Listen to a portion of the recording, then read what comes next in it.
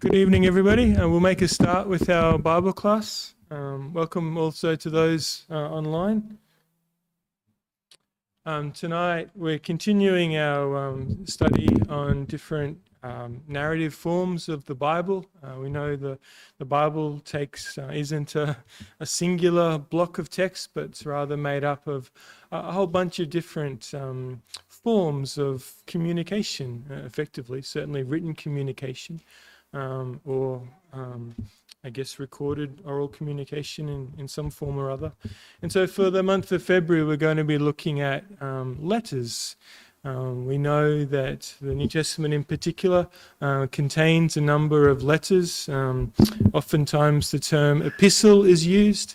Epistle, just an Old English term coming from the Latin and the Greek, basically meaning to send. So that makes sense. A letter is something that is sent. And so we're going to be looking at letters. Franz Kafka, he was one of the great authors of the first half of the 20th century, sort of Czech and German origins, wrote sort of between World War I and World War II. A lot of his stories are quite dark and reflective of the time, reflective of the existential threat that war hung over Europe at the time. But in the northern autumn of 1923, Kafka lived in Berlin with Dora Diama, his last and truest love. Kafka died of tuberculosis, and he had little money at the time, but they shared a contented happiness, and this happiness that the writer, I think, had been searching for and not really found his whole life. He had a conflicted family life, strained relationships with his parents, all the things that make for good writing and terrible living sometimes. But one day while walking through a park, Kafka and Dora met a little girl who was crying because she'd lost her doll. Moved by the girl's grief, Kafka told her that the doll was not lost, only travelling. For 3 weeks, he wrote letters to the girl from her doll, and through the power of storytelling, helped her ease the loss of her beloved friend. He devoted as much thought to the letters as to his work. Many years later, Dora relayed these events to Kafka's biographer, Martha Robert. People tried to find the girl in the letters, but no one did. The girl remains unidentified and the letters lost. Dora's account is all we have. It would be wonderful to read those letters. Letters are powerful things. Letters are important things. Letters are documents that really sit in an ambiguous space at times. They're letters that are containing, personal thoughts, but personal thoughts that are conveyed, written down, shared with others. Letters take a whole bunch of different forms, even though letters are very different to other narrative forms.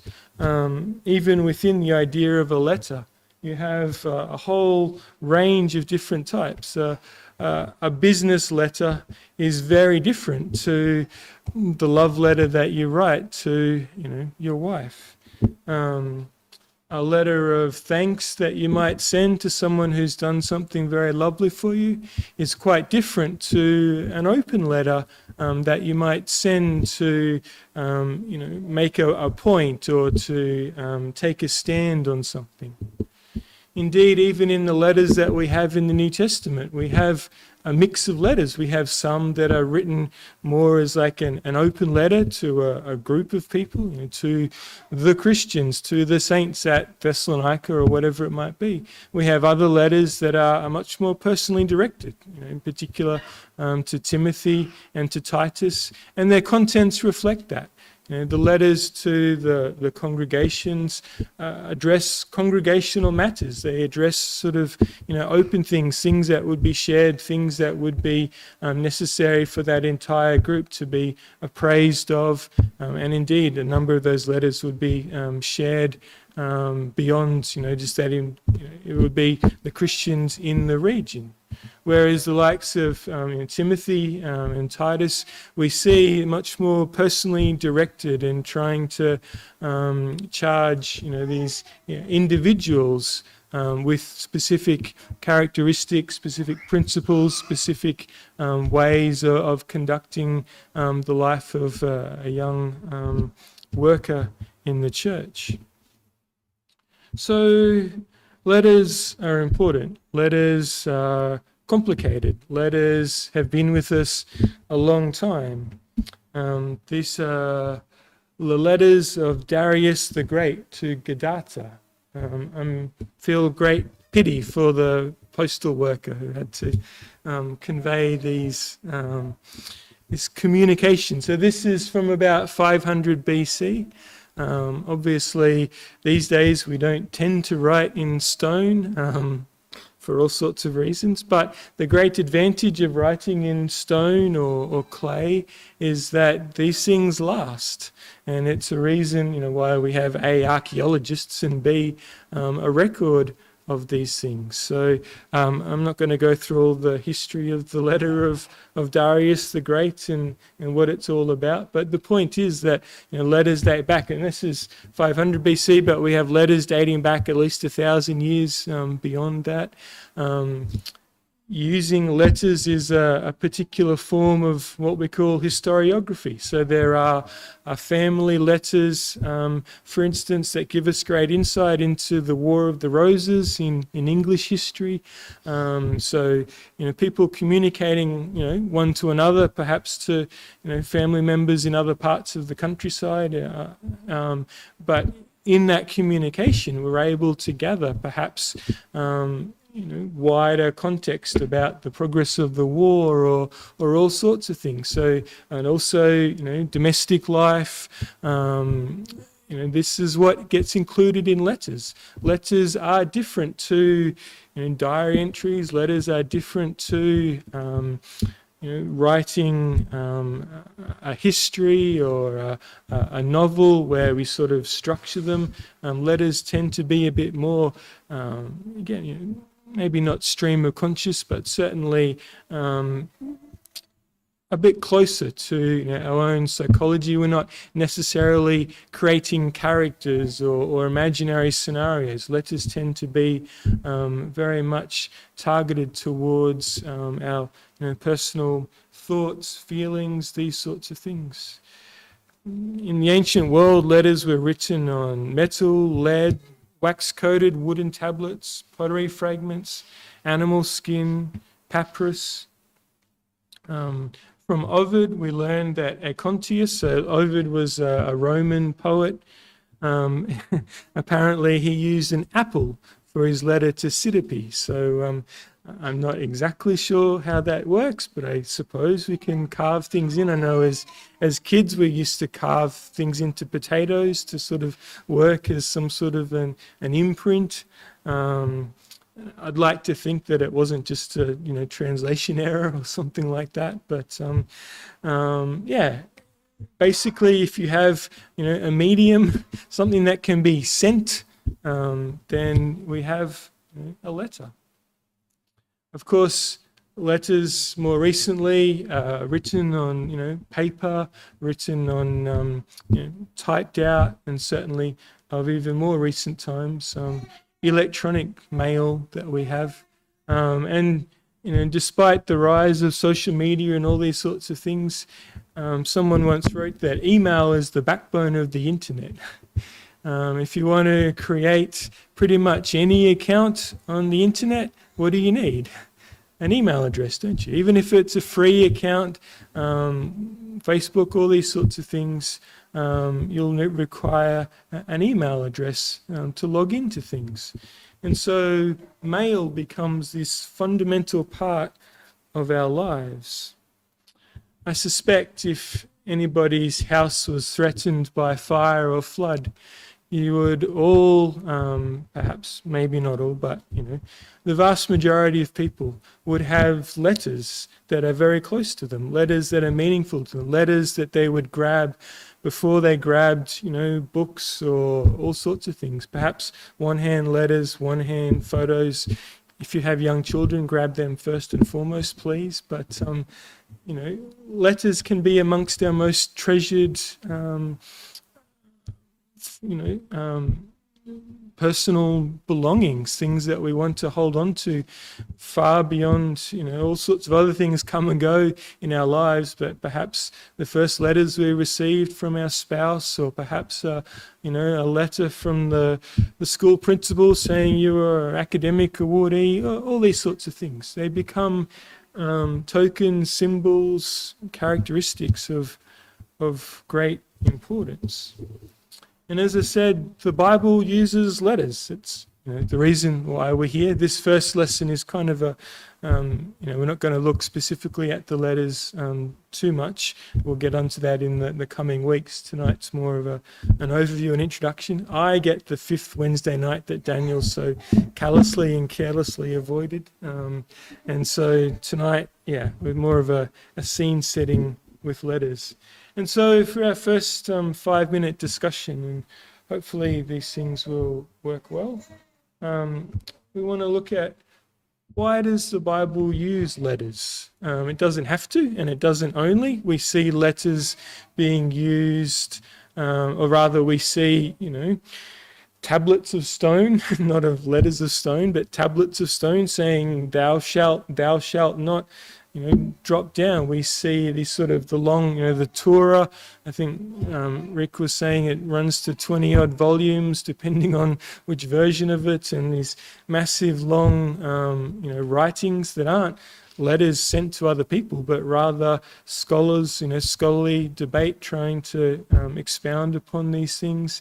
We have a whole bunch of different forms and formats, poetry, praise, songs, all these sorts of things. And mixed up in all of that is letters. And so, we're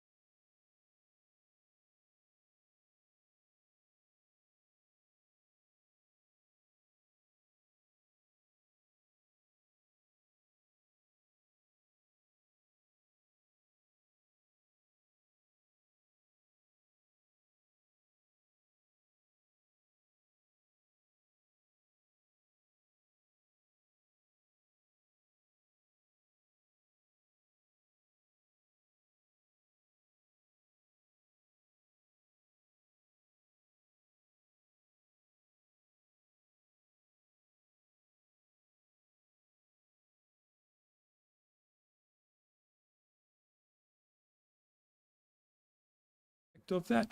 We're back now. All right. So welcome back to the folks that perhaps were online, and hopefully that was a useful time. So here locally, we looked at the idea that letters are personal, and that we see that in the gospel letters, that, or rather the New Testament letters, that they are addressed to individuals, to groups. We see that there's a targeted element to them, that they're not giving the whole history of a period of Jewish time or something, but rather oftentimes addressing very pragmatic or practical issues, and perhaps issues that are context specific, that are going on in specific areas. We also mentioned that idea that again, just in terms of the resources and the practicality, that they're written down, and in writing them down, they're able to be shared both geographically, but also intergenerationally. And so God, in his wisdom, was able to use the letter form as a way of communicating to effectively the church, to Christians everywhere throughout time, through these letters that we have. And so letters matter. Letters are important. Written communication, the reasons that we talked about, I think the reasons that letters are used in the Bible are the same reason that letters are really important throughout.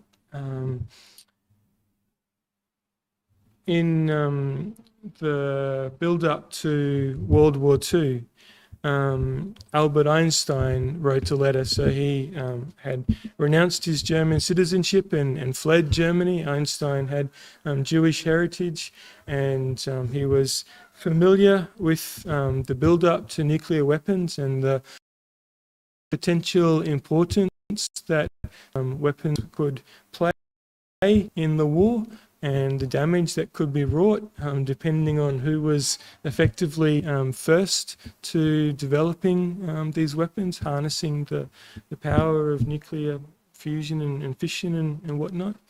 And so this is one of the most famous letters, certainly of modern history.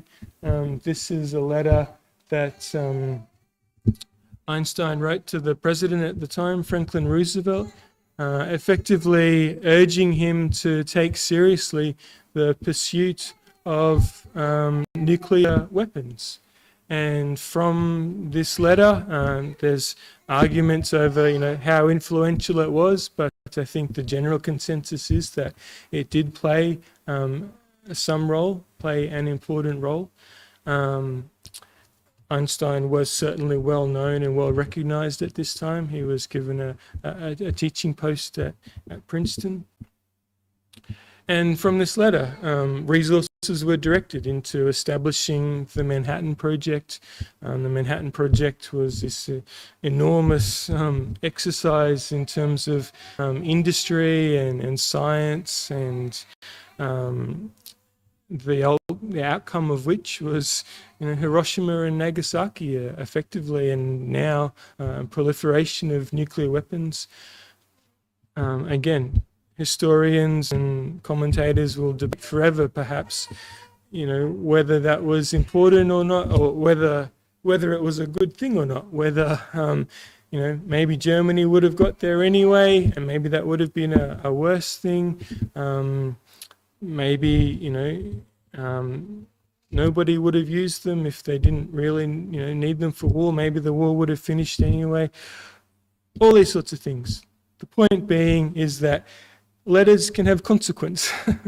Einstein is communicating his, again, a very targeted, pragmatic, personal communication to someone in authority to say, hey, this is going to be something that's really significant. In a similar vein, but can it be similar but different? I'll let you decide. Another of the most famous letters, and written 100-odd years before, was called the letter to Mrs Bixby. And this was not written to a president, but rather a letter written from a president, that president being Abraham Lincoln. So Lincoln was the 16th 16th President of the United States, famously the president during the Civil War, also famously assassinated. This letter is dated November the 21st, 1864. And he says, "To Mrs Bixby, Boston, Massachusetts. Dear Madam, I have been shown in the files of the War Department a statement of the Adjutant General of Massachusetts that you are the mother of 5 sons who have died gloriously on the field of battle. I feel how weak and fruitless must be any word of mine which should attempt to beguile you from the grief of a loss so overwhelming. But I cannot refrain from tendering you the consolation that may be found in the thanks of the Republic they died to save. I pray that our Heavenly Father may assuage the anguish of your bereavement and leave you only the cherished memory of the loved and lost, and the solemn pride that must be yours to have laid so costly a sacrifice upon the altar of freedom. Yours very sincerely and respectfully, Abraham Lincoln." It's a letter of brevity. Likewise, Lincoln's Gettysburg speech is not very long. He doesn't belabor the point. Obviously, he's a busy man. Whatever it is, people will argue about it, won't they? And some have argued that actually Lincoln didn't write it, but rather it was his private secretary, who was also a very good author. Again, the point is that the letters on the page, the words on the page exist. And again, letters can become contentious. Letters can be difficult to an author pens their words on the page and gives it to the recipient, but how the recipient receives that can be complicated, can't they? Because words are complicated and humans are complicated and emotions are complicated. It's my understanding that Mrs Bixby received this letter and scrumpled it up and threw it in the bin, that she was disgusted with the war, overcome with grief, and didn't really want the consolations of the president, would rather have her sons than the glory of the Republic. And at some level, one can understand that. But we also, and I'm sure that there are collections of Anzac letters, collections of letters sent back from the war front to family, and again, those letters probably all that they have of young men sent to die in foreign fields and families left at home to grieve their loss. And so letters can be great expressions of love. They can be heartrending expressions of grief. They can be sources of great pride. They can be sources of great sadness. I'm sure a letter of retrenchment indicating that someone has been no longer employed can be heartbreaking. Goethe said that the most significant memorial a person can leave is a letter. And so the contention, and as I said, we'll be getting more into the specifics of the letters from Paul and others that we have, but the point in tonight's, I should say the overall point of all of these lessons is really to look at the different ways in which we communicate, the different ways in which the Bible communicates, the different forms that it takes. And so this focus on letters is really to say that letters matter, that they are significant personally, that they can be significant at a wide level, that they, even though they tend to be, briefer forms, I'm sure some of you might have 20-page letters or something, but it's not the Torah. It's not, 20 volumes of great historical scholarship. As we said, these tend to be, briefer. They tend to be generally, particularly for the, rather than the last probably 50 years or so, handwritten, communicated in a personal way, and so they take on the significance of that personality, of that way of communicating. And so for our second 5-minute discussion, I just wanted to look at what makes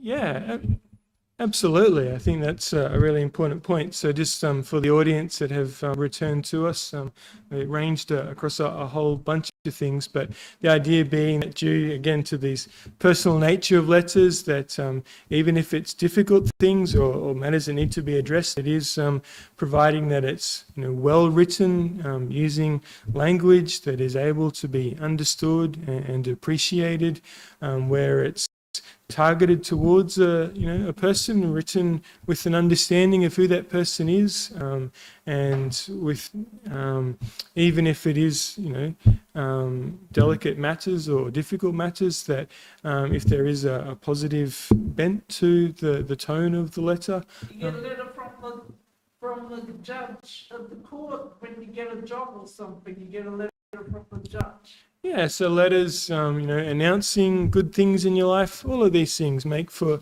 good letters, and they're very different to, again, as I said, other forms of communication. I'm sure, I guess the classic example would be, and it's probably reducing in occurrence, sadly, but getting a bill in the mail versus getting a hand-addressed letter in the mail from a cherished friend is a very different experience. They're both words on a paper, but the whole sense of all of that comes across is quite different. And so I know, particularly for those in Queensland, that it's hot, it's humid, and listening to me rabbit on can be quite difficult. So we'll draw the class to a close here. Next week, as I said, we'll push into the specifics of the Bible letters. But really the point is to help us start to think about letters, think about the letters we've written, think about the letters we've received, think about the purpose of letters, and think about why they do occupy a significant part of the Bible. Telephone's bill come, yeah. I don't even count that as a letter. It is sent definitely in the mail, but it's nothing like a letter. And so your homework, should you choose to accept it, is to write a letter. And I can already hear the excuses being delivered. I don't have very nice letter paper. I don't write any letters anymore, so I can't possibly write a letter without good letter paper. Well, fortunately, we have nice letter paper, so that's excuse number one blown out of the water. But I hear you also saying that when I was a child and letters were easy to write because stamps were 30 cents. And even before that, stamps were a halfpenny. And even before that, when I used to walk in barefoot on the snow in 40-degree days, stamps were even cheaper. But now they're like $1.10, and it would like almost as much as petrol is. And so I can't possibly write a letter because I don't have the money set aside for those things. I hear that. It's a very difficult cost of living these days. So I have pre-stamped envelopes for you. So there's excuse number two, blown out of the water. So in order to get our heads around writing letters, you don't have to do this. I'm not going to force anybody. I'm not going to check on anybody. But I think it would be quite nice if you came, got some nice letter paper, got a nice pen, found some time in your very busy weeks, took an envelope, and wrote a letter. You can write a letter to yourself, I don't mind. Maybe you need to receive quite a nice letter. But whatever it might be, whoever it is, please write a letter encompassing certainly what we talked about here. Positive things. Don't write a love letter to somebody who you don't think should receive a love letter from you. Like, use your, judicious nature. But I'm sure we're all capable of writing positive, uplifting, personal communications to somebody else, and in so doing, we can understand why letters are important, both from sending and from receiving. I haven't got anyone to write to. That's okay. There's other people in the church, your brothers and sisters we have. Again, you don't have to do it. That's totally fine. But if you would like to, the opportunity is here this evening. We'll close our